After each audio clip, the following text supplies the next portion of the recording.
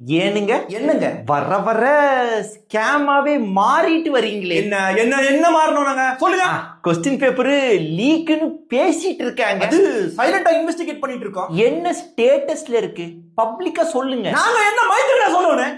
அடுத்த கேள்வி. இந்த வருஷம் குறிப்பா நிறைய பேர் எக்ஸாம் அட்டெண்ட் பண்ணிருக்காங்கல்ல. ஆமா இந்த டைம் கொஞ்சம் ஜாஸ்தி தான். அப்ப ஏன் கேமரா சர்வைலன்ஸ் இல்ல? எதுக்குடா கேமரா? சரிங்க விடுங்க. படையும் ரொம்ப கம்மியாமா? என்ன என்னங்க பேசுறீங்க? படம் கம்மியா இருந்தா நல்லது.